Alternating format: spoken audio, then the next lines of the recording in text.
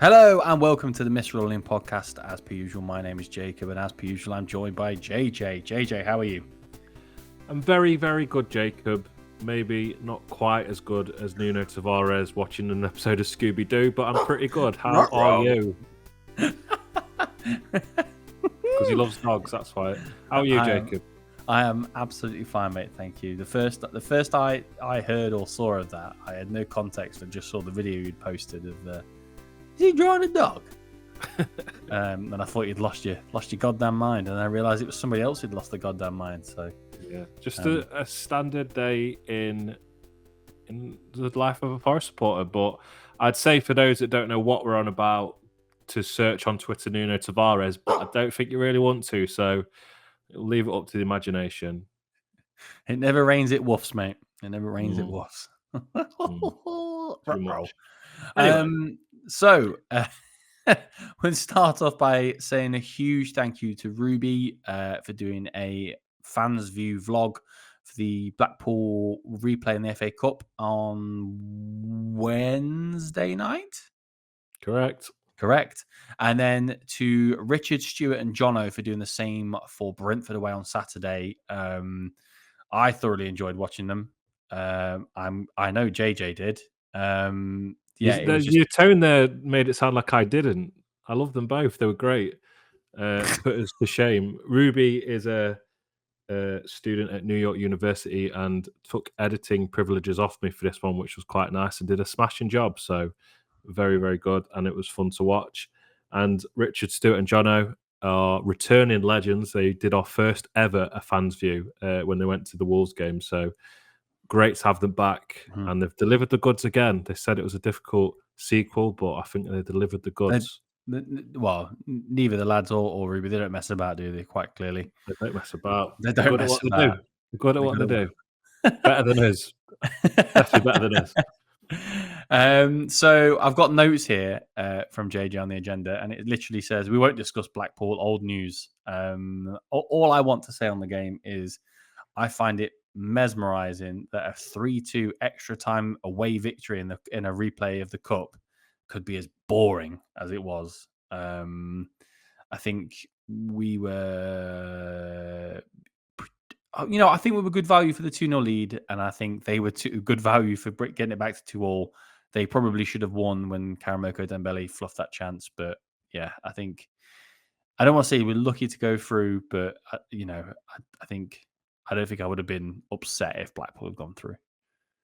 I don't know why I bothered writing. We'll not discuss Blackpool because it's old news. But yes, I never want to see nor hear the word Blackpool again for a very long time, or at least until we draw them in the cup next season. So absolutely boring. What a waste of 2 weeks. Yeah, it's like we got the job done. That's all that matters. On to Bristol City. But before that, obviously, it's Ivan Toney Day, wasn't it? It was Ivan Toney Day, as every man dog. Sorry, Nuno Tavares. Every man dog and I don't know, Portuguese left back would tell you it was Ivan Toney Day. I've got some pre-match stats here. I've got two. So Brentford had lost 7 of their last 8 games. As a result, slipped from 9th to 16th, being 3 points above the. Were they below us? They were only just.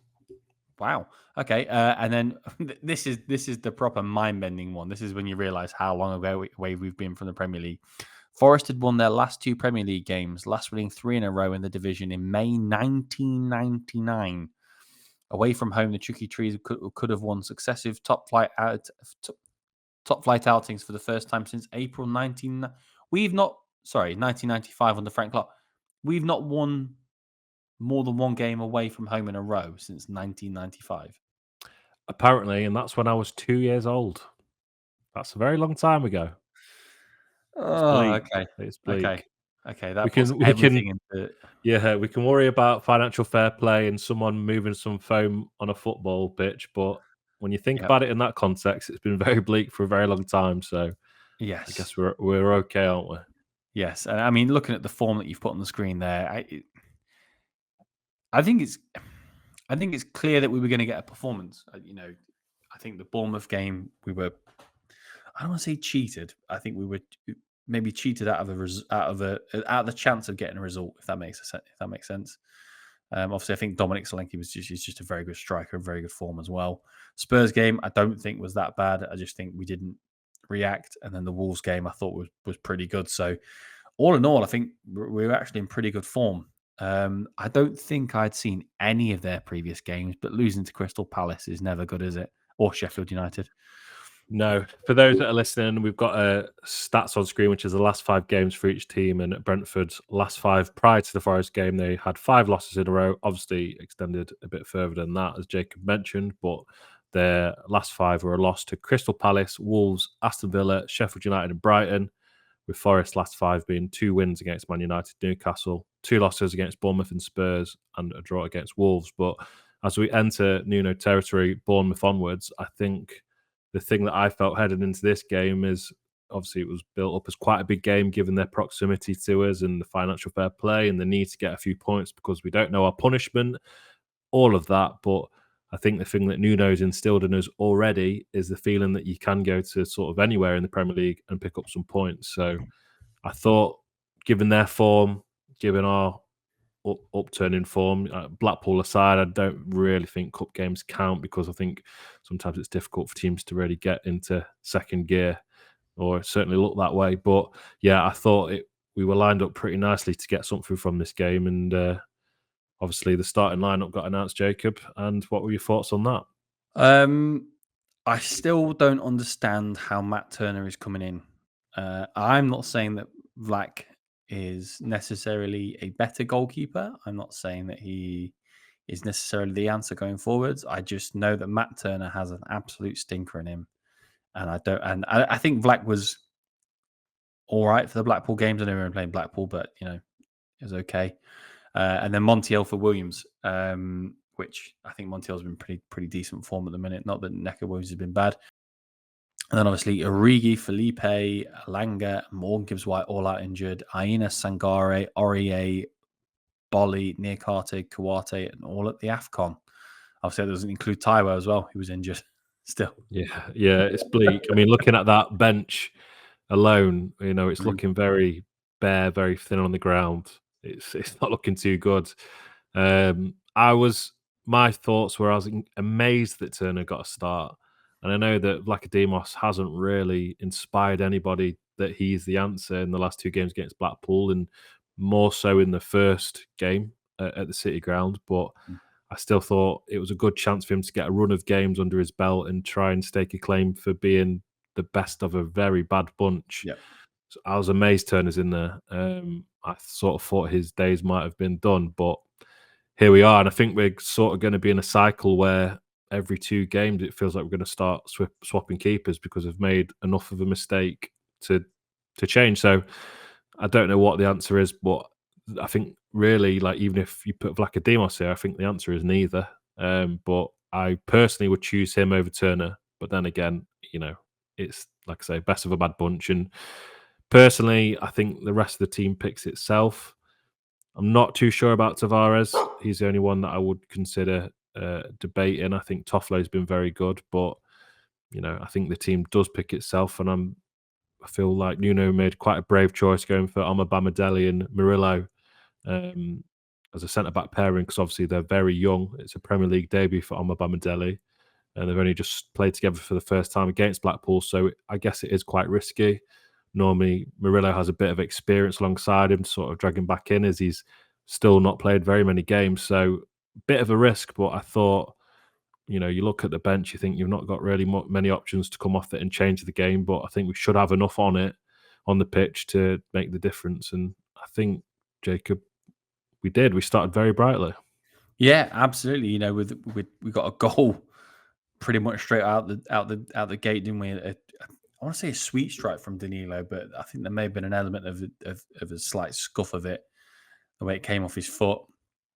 But yeah, it was nice to see that happen, obviously. But it's just on Ivan Toney Day. I think it was very important to get a strong start, and especially with the bench we've got, with not being able to bring much on. I think it's very important to get a strong start, and kick on from there. Yeah, I think you're being very harsh there. I think it was a lovely finish. Took it on his thigh, volleyed it past Flecken, who I think is up for debate as possibly being in the company of Blackademos and Turner as one of the worst keepers in the league, just from what I've seen of him this season. Going from David Raya to Flecken, it's almost as bad as going from Dean Henderson and Keylor Navas to Matt Turner. Samba to Henderson to Navas to Matt Turner to Blackademos to Matt Turner to Blackademos to Matt Turner. It's difficult. Samba to Henderson to Navas to... Yeah. Yes. But yeah, I think great start. I thought we looked really bright, and I think that early goal gave us a lot of confidence, and we were knocking it about well. And I thought, I'm liking the look of this. This is a Forest that I like to see. It felt like a bit of a different team to the way we started under Cooper. So yeah, we looked dangerous. We looked good, and I thought, you dampen the crowd. They're not really in a rich vein of form at the minute, so now's our chance to capitalise and maybe just grab another and put them to bed early doors. But we support Nottingham Forest, don't we, Jacob? We do, mate. We do. And then Oral Mangala drops his man to give a free kick in a dangerous position. Yeah, I think it was written in the stars, wasn't it? This kind of position. It was pretty similar to what he did to us last year. Now, I must admit, live, I was in my local pub. I didn't see the skullduggery live. I just saw the free kick and then kind of looked up, and then next thing you know, it was in the back of the net, and I was kind of ranting and raging around. No goalkeeper should concede that goal, and I stand by that comment.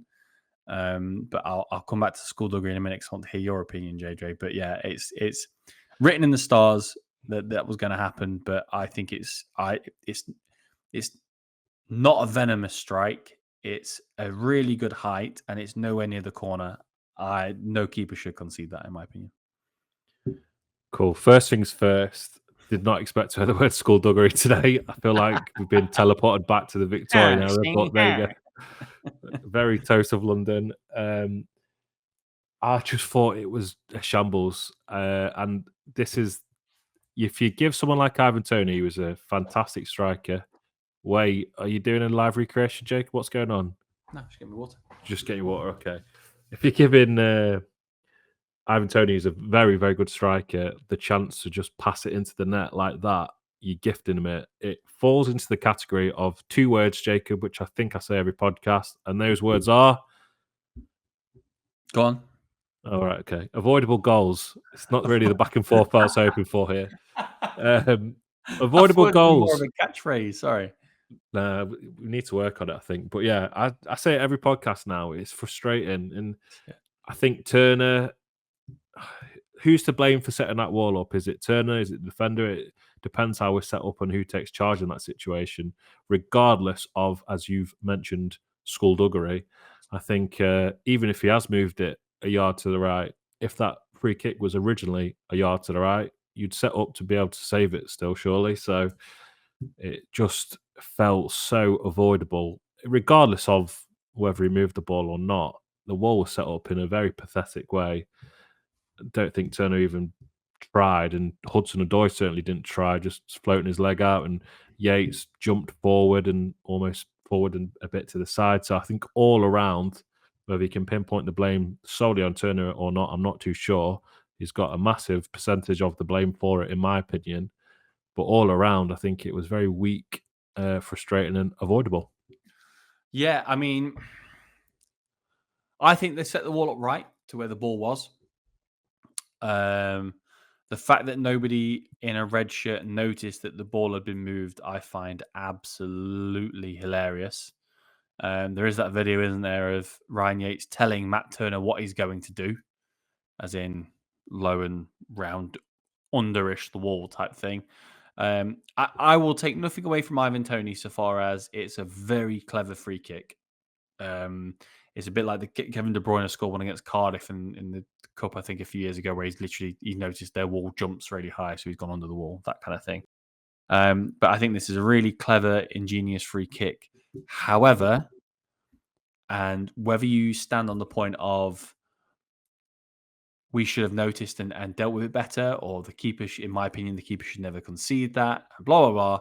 The fact of the matter is, Ivan Toney moves the ball a yard to the right, and not only that, the damning thing for me is he scoops up the spray and he wipes the spray underneath the ball a yard to the right. I don't think the referee should see that. I don't think it's the referee's fault that the referee's marking out the players going backwards. He's looking at other things. It's not the referee's fault. Could the linesman have seen it? Maybe not. But VAR has absolutely no excuse. Now, I know there's this whole thing of, I think they couldn't intervene because they don't intervene on they don't interfere on free kicks, or the ball was dead or something like that. But I'm sorry, it's just not good enough. It's just not good enough. There was a goal at the City ground, and I'm going back a few years.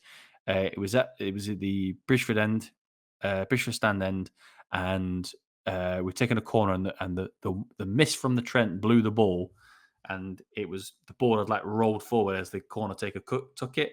We took the ball in. Joe Worrell had it in the back of the net. Referee disallows it because the ball was rolling. I know the ball wasn't moving, but the ball was moved. Is that, is this the point we get to now where things like that are just fine? Yeah. Say, I know Yates was slightly in front of his line that he got sprayed. Say he stole a yard more as Toney took the free kick and it hit Ryan Yates. What happens in that situation? I think the referee would ask for a retake. Yep. If you take the penalty, that's then the referee's problem that he hasn't told them to retake the free kick or whatever the punishment is for being off your line at a free kick. Again, taking a penalty, the keeper, if he steals a yard, what happens? You have to retake it if he's not on his line. Yeah. When you're taking a corner, like you've just said, I think that game was QPR. I think I was there. Might not be, but I think Joe Lolly took the corner. But you've taken a corner and you move it outside the quadrant, it's, either you've got to retake it or, they get a free kick. Like, you could talk about it. A lot of the pundits, I think purely because it's Ivan Toney, are saying it's genius and really clever, but I think it's a bit shit of him. And I think the stealing a yard, I think you're always looking for little fine margins and advantages in football, but I think moving the foam is probably the worst part of it, to trick the referee that was where the original ball placement was. But, if it is caught in VAR and if it was a VAR remit, it's going to be extremely difficult for them to place that ball in the exact same spot, obviously. But I think what it would give is the opportunity for the wall to respond in real time and be dynamic to the situation and, move appropriately. Because if you think the wall was set up for the original placement of the ball, how no Forest player caught that, I don't know. I think we need to certainly be switched on to that sort of thing. I can see this happening again, and I can see this being punished more, or the goal being ruled out. I think we were unlucky to sort of be the first one that it's that prominent to be caught. But I just felt the whole situation was avoidable, be it moving the ball, be it setting the wall up. It just felt weak, and we'd gifted them a chance back into the game. Yeah. I mean, also, like, Ivan Toney's just done an 8-month ban for... I don't know what what classification you'd call it cheating, but betting against, for and against your own team is a level of cheating, right? That's why I got an 8-month ban. Are you really going to come back and do that? Do you know what I mean? Like, it's literally, that is premeditated. He's picked the ball up, he's moved it to the side, he's moved the spray back underneath it. I had a chat with a friend of the podcast, Hamish, who we've had on before, who's a West Ham fan, and he thinks it's a kind of a much ado about nothing. He's kind of, I don't really see what we're bothered about, and compared it to a fullback stealing, I don't know, 5 yards for a throw in or whatever, and I just don't think it's comparable. I think the consequence of taking a throw in 5-10 yards further up the pitch compared to having a clearer shot on goal, inconsequential. I think what Forest are hoping to get out of having written to the PGMOL, I don't really know. Hopefully they just want an answer. They're not going to try and make What's the point? Why do we keep doing this? They're never going to change, are they? There's no, everything about football, particularly in this country, has gotten better, apart from the standard of refereeing, hasn't it? And VAR has just muddied that water rather than making it better. Yeah, I just think writing to the PGMOL all the time is just, it feels very spoilt child, boy who cried wolf, blah blah blah. I think I even saw that they'd written to them about the Neil Maupay handball, which we'll discuss later on, but it wasn't. And a clear angle. I think those in the stadium were shown a replay that made it look like it was, but obviously you look back now and it certainly wasn't. So I hope we haven't written to them about that, because then it gets into the category of, do we just write to them every time we concede a goal? And in the way it's currently going, they'll be writing a lot of letters. I don't think they've got enough paper. So, yeah, I just don't get why. For me, it just paints us in a bad way, and it just makes you look like a bit of a crybaby side, if that makes sense. Yeah, absolutely. Absolutely. And I suppose, we get to half time. They had a shot that hit the other side of the crossbar. All eyes on the referee looking at his watch, but I don't think it was ever actually particularly close to going over the line, was it? And then at halftime, I think, you've written here mix of the good and the bad and the ugly. I completely agree. I think on reflection, it was probably a pretty good half. We had some chances. We were positive. I think it was very important to come out in the second half and get on the front foot again. And what happened, JJ? Well, I think just to go back to half time, I think we did start brightly and we looked to gain confidence, and we were playing some nice football and we were getting into attacking positions. And I liked what Hudson-Odoi was doing. I liked what Danilo was doing in particular. I liked what Chris Wood was doing. There's some nice link-up play. I think we're doing all right. But then the latter stage of that, following Toney's goal, it just sort of crumbled a bit, and we spent the rest of the half defending, which felt like we'd built up a platform and all that. For the foundation was built, and then the confidence was there, and we just sort of let it crumble with an avoidable goal and spent a lot of it defending. So I thought second half, we do have to come out with a bit more spunk in us, a bit of fight. But we did. Is he drawing a dog? But we did. We did, because Mangala got himself into a very good position prior to them scoring. It's a very difficult chance and interesting execution for the back heel. Again, Danilo doing some great work for that move. I thought, watching it live, I thought it was in. I thought it'd be a fantastic goal. But we were still threatening. And then, as is the Forest way, momentum swiftly called by a corner or a set piece, failing to deal with a set piece and a Brentford goal. Yeah, I mean, I think Montiel just loses his man. I don't think it's anything cleverer than is it Ben Mee kind of shrugs him off, and he gets kind of almost forced backwards into a mire of Forest players, and then Ben Mee has a free header at goal. I don't think it's anything cleverer than that at all. Defensively naive, 100%. Yeah, it's just it's avoidable goals, JJ. Avoidable goals, mate. It's catching on. It's catching on. It is avoidable. It looked to me like a set piece straight from their training ground. Montiel didn't stick with his man. Murillo waited for the ball to come to him and looked flat-footed to me. And I think, we starting to question him aerially or defensively from these situations. I think he's a brilliant player. It's difficult to sort of throw any criticism at him, but I think we're sort of his.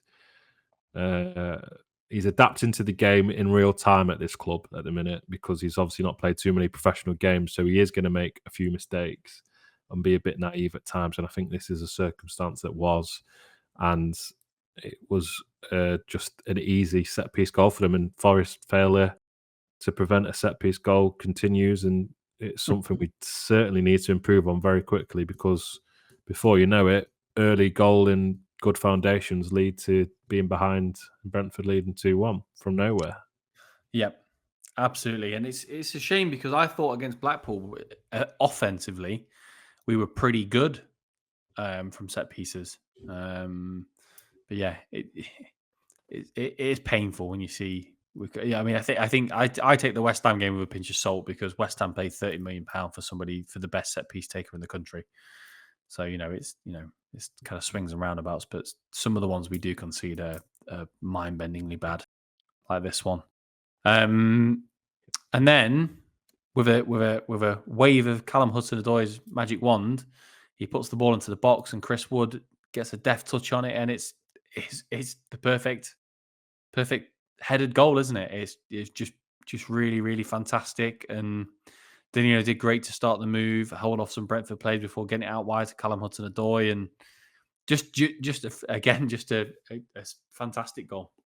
Great goal, absolutely great goal. And you think you could class that as vintage Chris Wood, someone who of which I tweeted after the game. I think it was yesterday I tweeted, but has completely made my opinion U-turn on him. And I'm going to put him in the category with Ryan Yates, of a player that I'd written off, didn't think was fit for purpose, and is now completely proven me wrong and shown that I know absolutely nothing.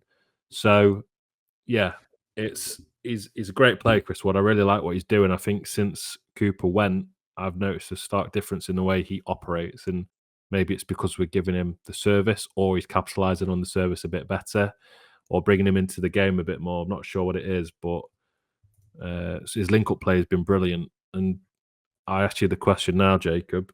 If Taiwo comes back and is match fit tomorrow, does Chris Wood get dropped for Taiwo instantly? I don't think it's that simple anymore. Obviously, if you'd asked me this question a few weeks ago, it would be, of course he does. But I'm still yet really to see how Nuno wants to play. I'd be interested to see if Taiwo coming back means he might swap to some kind of 3-5-2 or something, 3-4. I don't know, whatever, 5-5-3-2 or something like that. I'd be interested to see if they're both playing. Was that someone's phone number? What happened there? Don't ring it, because they'll get mad at us. The way around it would be, because when Taiwo is back, we theoretically could have some of the AFCON guys back. We're looking a lot stronger than I think, and we could see Taiwo's pace and poach and Chris Wood's link up and target could work really, really well with Elanga and Callum Hudson-Odoi flying down the wings. Back three with Bolly, Omobamidele. Sorry, I keep getting... Who is the commentator? Omobamidele. Oh, God. Sam Matterface. That was it. And Murillo. That's a really strong-looking team with, three of any of the pick of kind of Sangare, Yates, Mangala, Danilo. That's a strong starting 11 there. Yeah. So my answer is I don't know.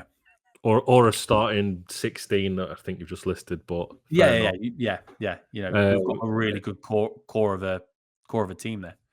Yes. What was the original point we were talking about? Because I got thrown by you just saying numbers. Just saying numbers. Chris Wood start. I think it's testament to him that the answer isn't that straightforward anymore. Yep. Because obviously the original answer was, of course, Taiwo comes straight back in. So really like what he'd done, and obviously Danilo, brilliant. He had a great game. I think he was the best player on the pitch, Danilo. Well, apparently not if you're Sky Sports, but he was back to his best, I felt, and I think his work rate, and he did create quite a few chances, but it was a lovely cross from Hudson-Odoi, lovely header, vintage Chris Wood. 2-2. Did you still think at this point we were going to take anything from the game? Did you think we were going to go on to win it or get a point? Or did you think we'd do what we did? Didn't see us losing. I didn't think we played badly at all. Objectively, throughout the game, I didn't think we played badly. I thought we were good value for the 2-2. Mangala then has a chance afterwards. Is this that's the counter-attacking one where Woods nods it down to him and he slams the volley wide? Yeah, sort of slices it top right past the post. I was waiting for the net to rattle when he took that shot. I thought that was great play. We were still pushing forwards, and then they score a great goal. It looked like handball initially. All the replays they showed before they disallowed it looked like it was handball, and then they showed a replay after all the replays before they allowed it looked very much like handball, and then after VAR gave it, they showed a replay and it was clearly not handball.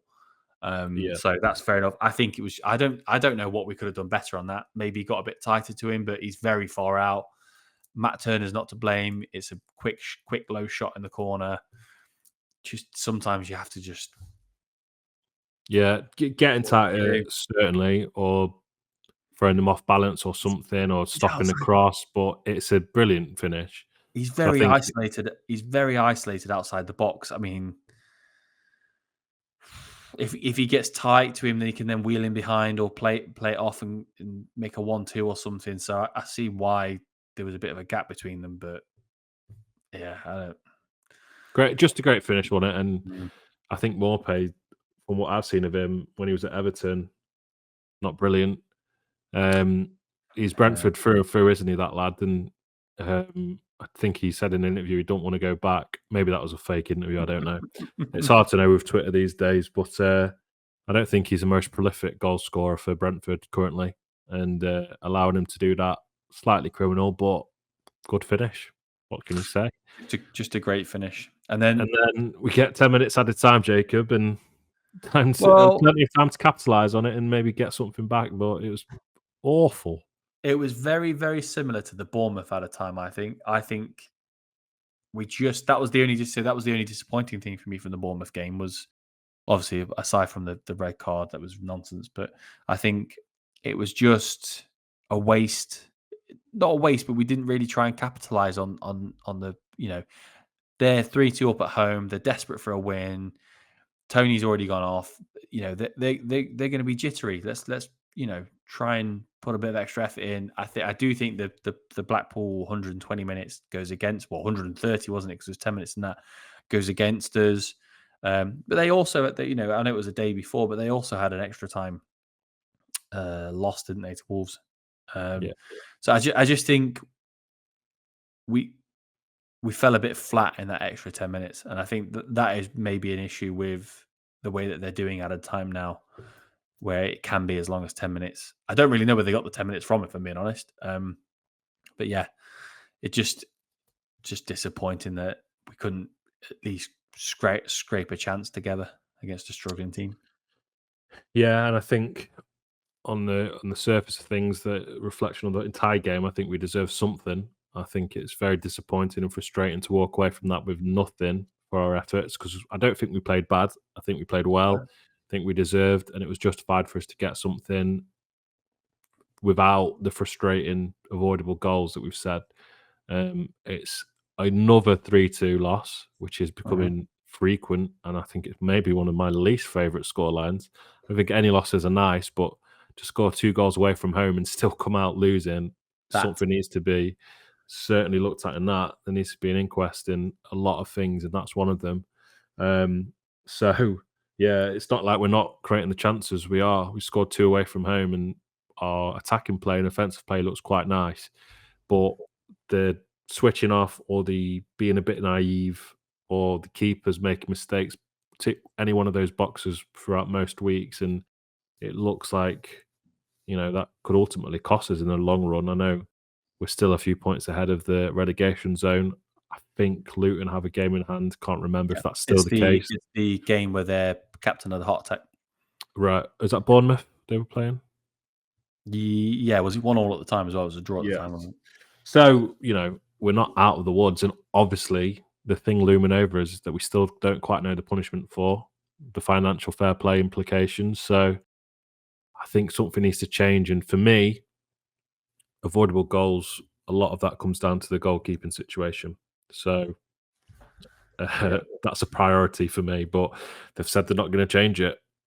And I know they can't outright say we're going to change keepers because they're both absolute waff, but because that doesn't instill confidence. And then if a move doesn't come off, then, they're just, going to be very lacking in confidence and possibly worse than they already are. So something needs to change very quickly. We've had some great wins against Newcastle and Man United. I think it was a great chance to build and capitalise on that. Got some difficult fixtures coming up in the next few weeks. So, yeah, let's see what happens. There are only a few days left now of the window. It's very irregular for Forest to go this long without making a signing in the window. Yeah, certainly is now. I think you made a great point around scoring 2 goals away from home. I think unless you're playing a top 4 team, scoring 2 goals away from home, you should always get at least a point. Always get at least a point. The effort that it takes to score 2 goals away from home and you come away with nothing is painful, I think. And then obviously Ivan Toney's man of the match, which is just sky waffle, isn't it? It's absolute tripe. You've written here he wasn't even the best striker on the pitch. I don't even think he was the best striker on his own team. Yeah. There's only one person getting man of the match that day, and Jamie Carragher was always going to give it to Ivan Toney. It's not like he's come back from having cancer or something, is it? He was literally betting against his own team, but like for and against his own team. Like he's got an 8-month ban because he deserved an 8-month ban. Yeah, you know, I'm not. I think it was really, really nice that he's coming straight into the starting 11, and Brentford made him captain, and they've wrapped their arms around him and made him feel welcome, and all that kind of thing. Not giving him any stick, despite the fact that he clearly wants to leave the club, etc. But for Sky pundits to be that embarrassing, and he could have been sent off, and I don't know, robbed the pie off a kid on his way off the pitch. He still would have got man of the match. Don't bully me. That reminds me of that. don't bully me. Yeah, absolutely. And Toffolo's obviously faced similar, if not quite as bad charges, and has turned that into a positive thing to promote mental health, and has got hardly any media traction other than obviously local Nottingham media promoting that. And I think it's a positive message that he's spinning. It's not even like Toney's doing that and framing it as I'm using this platform and attention. Cheating. Yeah, and well, there is that, but also he's using his return as a platform to do interviews and say I want a bigger club. And I think as Brentford fans can, love him and adore him and welcome red carpet as much as they want. He plays for their club, completely fine. If we had someone that was that good, that was out for 8 months, and he'd come back when we were struggling, I think we'd sort of laud him a bit. I'm not sure we'd put the Undertaker music to him and turn the lights off, because that is absolutely tragic. I don't know what that's all about. It only would have been better if they'd done the Chicago Bulls walk-on music, if anyone's watched The Last Dance. Don't know what that means. There's a clip in the latest The Fans View of Rich Stewart and Jono that they're filming that, and they're saying how bizarre it is. And their like B mascot walks past, and everyone's singing, "What the fucking hell is that?" It all just felt very bizarre. It felt alternate reality sort of stuff. But yeah, what I'm trying to say is, Brentford fans, do what you want, but the Sky Sports Love Fest and the just dedication to showing only him was weird. And you mentioned he didn't have cancer, but David Brooks did and came back and played for Bournemouth, and he's got nowhere near the amount of media affection that Ivan Toney has. And there's only one person getting that man of the match award. It was Ivan Toney. And other than a little free kick, which, yes, clever on his behalf, but also a bit suspicious, he didn't do that much. So how did he get the man of the match award? I'm going to file this under I don't care anymore. I don't really want to hear Brentford. Their fans have been annoying. Thomas Frank annoys me for no reason, and that's upset Brentford fans as well. They hate that. Don't know why, but I just think they're inconsequential. They're good. They've done very, very well with their recruitment and their management, and they've done well. They've done very, very well. So, but I just don't want to see them again. No, it's been too much last week. So, of course, we would be the ones that were there for Ivan Toney's big day. But yeah, I'm bored of it. Who would you have given man of the match to? I think Danilo, myself. I think he was very, very good. Yeah. I probably would have gone Yates, but I think I don't know. I think he's just instrumental to how we play. I think we'd struggle without him. I'm sure that opinion will go down very well. Which is something I never thought I'd say. So on to Bristol City on Friday night in the FA Cup. That's Friday the 26th. Why it's on a Friday night and it's not on TV, I have no idea. There are international broadcasters that pick games that show it, so that's probably why. A good enough reason to make us go to Bristol on a Friday night. I'm sorry. However, I am going with friend of the podcast, Reese Meeson. We will be doing a match day vlog.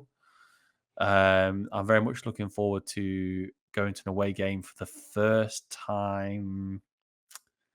The last time I may have been when we lost 3-2 to West Ham in the FA Cup.